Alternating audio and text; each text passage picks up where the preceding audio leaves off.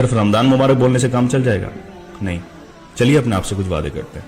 कोशिश करिए घर में जब कुछ अच्छा बने थोड़ा ज्यादा बना ले। आसपास के जो पड़ोसी जो गरीब हैं, जिनके बच्चे इस बात का वेट करते हैं कि जब रमजान आएंगे तब हमें कुछ अच्छा खाने को मिलेगा, उनके घर भी भिजवा दें। रोजा सिर्फ भूखे रहने का नाम नहीं है, रोजा आंखों का भी होता है। कोई जुल्म किसी के साथ गलत होता देखें और आप इस लायक हैं कि उसकी परेशानी को दूर कर सकें, उसके जुल्म के खिलाफ बोल सकें, तो जरूर बोलना। इस जुबान से झूठ, किसी की बुराई या फिर कोई ऐसे वर्ड्स जो किसी को तकलीफ पहुंचाते हो, नहीं बोलना। अगर आप पेट से भूखे रहकर आंखों का, जुबान का, हाथ पैरों का रोजा तोड़ते हैं तो ऐसी भूख की अल्लाह पाक को जरूरत नहीं है।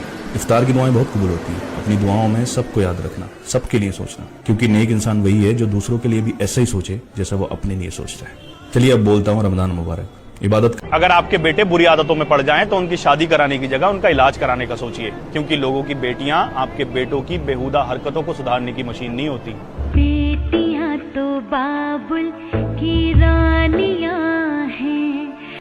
हर एक गुनाह के पीछे शैतान नहीं होता, और यही हर साल बताने रमजान आता है। रमजान में अल्लाह पाक पता है अपने फरिश्तों से क्या फरमाता है? एक ऐसा फरमान जिसको सुनकर हर एक रोजेदार के सीने में ठंडक पहुंचेगी। अगर पहुंचे तो सिर्फ अपने तक मत रखना, शेयर करना और दूसरों तक भी सबका समझकर पहुंचा देना। अल्लाह पाक अपने फरिश्तों से फरमाता है कि जमीन पर रहने वाले रोजेदारों की दुआओं पर आमीन कहो। मेरी तस्वीर छोड़ो और जमीन पर जो रोजा रखते हैं उनकी दुआओं पर आमीन कहो। और कौन सी दुआएं बेहतर होती हैं? जो खुद से पहले हम दूसरों के लिए करते हैं। तो अपनी दुआओं में हमेशा दूसरों को पहले याद रखना, क्योंकि वो रब ये भी फरमाता है कि जो मेरे बंदों का ध्यान रखता है मैं उसका ध्यान रखता हूँ। 10 तोले सोना, 15 लाख की रकम का सोना, 1500 रुपए पर लोग ईमान डोला लेते हैं अपना। कोई पूछे इस्लाम क्या होता है, उसको ये वीडियो दिखाना। कोई पूछे ईमान क्या होता है, उसको भी ये वीडियो दिखाना। जो भाई भाई की जमीनें हड़प लेते हैं उसको ये वीडियो दिखाना। कोई पड़ोसियों का हक मान लेता है उसको ये वीडियो दिखाना। कोई यतीमों को सताता है उसको ये वीडियो दिखाना। और बहुत सारी दौलत होने के बाद अच्छी कुर्सी पर बैठकर भी जो रिश्वत लेते हैं उसको भी ये वीडियो दिखाना। ये वीडियो नहीं है, एक ईमान की मिसाल है। हाजी अख्तर साहब 6 महीने पहले शर्मा जी का कबाड़ आता है, कबाड़ को खरीदते हैं, उसमें गलती से सोना आ जाता है। सोना आता है तब वो आते हैं, लेकिन वो ढूंढने पर नहीं मिलता। 6 महीने बाद कहीं एक कोली में वो अलग कुछ किसी ने पीतल समझकर डाल दिया और वो मिल जाता है। 10 तोले सोना, 15 लाख की रकम का सोना, 1500 रुपए पर लोग ईमान डोला लेते हैं अपना। क्या किया पता है? जब वो मिला है तो पता था ईमान यहां है ना, ईमान 15 लाख क्या 15 करोड़ भी है तो मेरा हक नहीं है उस पर। जिसका हक है चाहे वो किसी भी धर्म जात का हो, वो उसी पर जाएगा, मेरा कोई हक नहीं है। और जब उनसे पूछा गया ना कि इतना सारा माल, जब ऑब्वियसली अपने घर वालों को बताता है इंसान कि मुझे इतना मिला है, ऐसे मिला है, तो घर वालों ने क्या कहा? उसको वापस करने को कहा या घर रखने को कहा? तो उन्होंने जवाब दिया, उसको खुद सुनिए आप क्या जवाब दिया। अपने परिवार को बताया था कि आपको इस तरह से सोना मिला और आप वापस करने जा रहे हो? हाँ, मैंने अपने परिवार को बताया, वो सब सहमत हुए इस चीज से कि हमें खुशी है कि किसी का सामान वापस दिया जाए, हम इसको नहीं रख सकते। देखा भी नहीं। ये सारी तरबियत है, ये सारी नेक कमाइयों की तरबियत है, ये ईमान की अलामत है। एक उम्दा ईमान जिनके पास होता है ना, उनको पता होता है कि आप कितनी भी दुनिया की दौलत रख दो, हमारे ईमान को नहीं खरीद सकते। ये सिर्फ उन्होंने 15 लाख वापस नहीं किए, उन्होंने तमाचा मारा है हर उस भाई पर जो अपने भाई की जमीन हड़प कर बैठा है, उसकी दुकान हड़प कर बैठा है। हर एक उस जिम्मेदार आदमी पर जो अच्छी कुर्सी पर बैठा है, अच्छी दौलत भी है, लेकिन फिर भी ईमान डोला लेता है अपनी रिश्वतें लेकर। हर एक उस बंदे पर जो यतीमों का, गरीबों का, उनकी जमीन, उनके माल हड़प लेता है। और पूरी दुनिया को बताया है कि तराजू के एक पल्ले में आप दुनिया की पूरी दौलत भी रख दो, फिर भी ईमान का पल्ला भारी रहता है। मुझे बहुत ज्यादा खुशी हुई ये खबर सुनकर, तभी मैंने वीडियो बनाई, अपनी जिम्मेदारी निभा दी। कमियां जो नहीं होती है ना, लोग उनको झूठ बता बता कर फैलाते हैं, लेकिन ये जो अच्छाई है, जो किसी ने ईमान दिखाया है ना, ये पूरी दुनिया में फैलना चाहिए। शेयर करिए इसको और सबको पता चलना चाहिए कि असली ईमान क्या होता है, असली इस्लाम क्या होता है। एक बेटी के लिए बुरे से बुरे दामाद को गले लगा लिया जाता है, लेकिन वहीं एक बेटे के लिए बुरा तो छोड़िए, आज का समाज अच्छी बहू को भी गले से नहीं लगाता। सुना है कि रहमत बड़ी। किस बाप की बेटी भाग गई है सबको पता होता है, लेकिन किस गरीब बाप की बेटी की शादी नहीं हो पा रही है ये किसी को पता नहीं होता।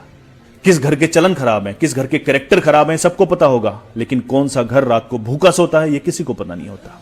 किस घर के बच्चे आवारा हैं सबको पता है, लेकिन किन बच्चों का बाप बीमार है जो पैसों की वजह से इलाज नहीं करवा पा रहा ये किसी को पता नहीं होता। किसी के राज से पर्दा उठाना बंद कर दो, किसी के राजों पर हंसना बंद कर दो।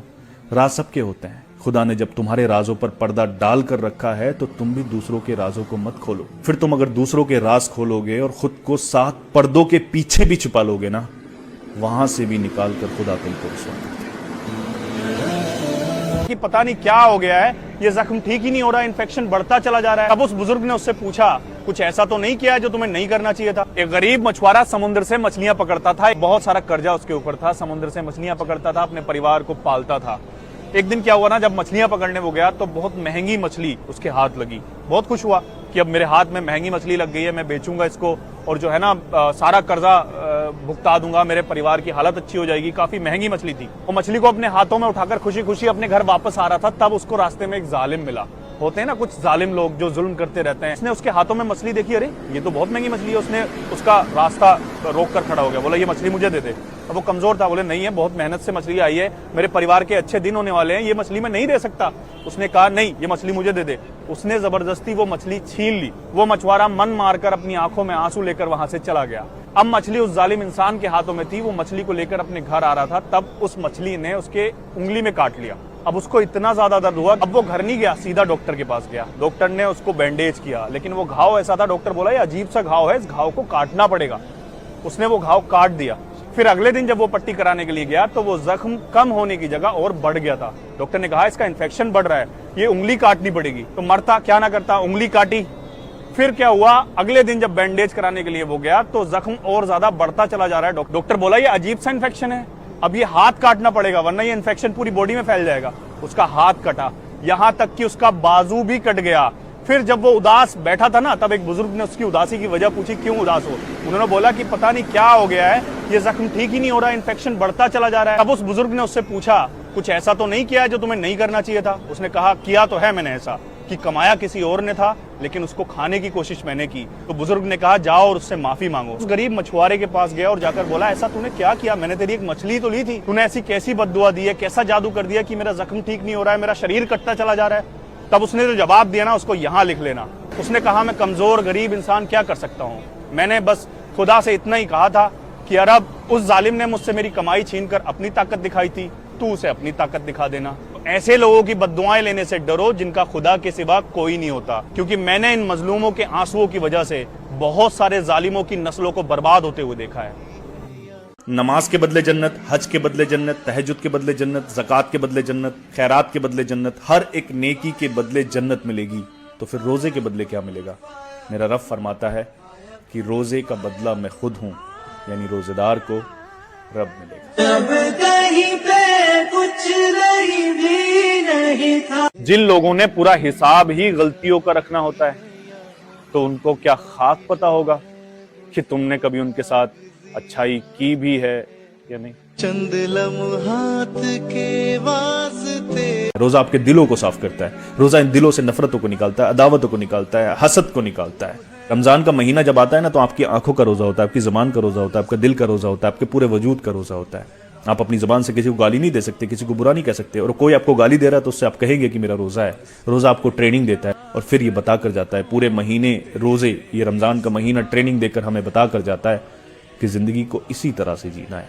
लेकिन अफसोस, रमजान का एक महीना तो हम परहेजगार रहते हैं, बाकी 11 महीने हम ये भूल जाते हैं कि जिस खुदा ने रमजान का महीना बनाया है, उस खुदा ने वो 11 महीने भी बनाए हैं, और हमें गुनाह करते हुए वो बाकी 11 महीनों में भी ऐसे ही देखता है जैसे रमजान में देखता है। रमजान का एक रोजा जिसने जानबूझकर छोड़ दिया, बिना किसी मजबूरी के, बिना किसी बीमारी के। बहुत से लोग बड़ी आसानी से छोड़ देते ना, ये वीडियो उन तक पहुंचा देना, ये हदीस। अरे रहमतें बरस रही हैं यार, जन्नत के दरवाजे खुले हैं, जहन्नम के बंद कर दिए गए हैं, शैतानों को कैद कर दिया गया है। नबी पाक सल्लल्लाहु अलैहि वसल्लम फरमाते हैं कि रमजान का एक रोजा जिसने भी जानबूझकर छोड़ दिया, तो फिर वो सारी जिंदगी भी अगर रोजे रखते रहेगा ना, वो भी उस रोजे की फजीलत के बराबर नहीं होगा जो रमजान के एक रोजे की होती है।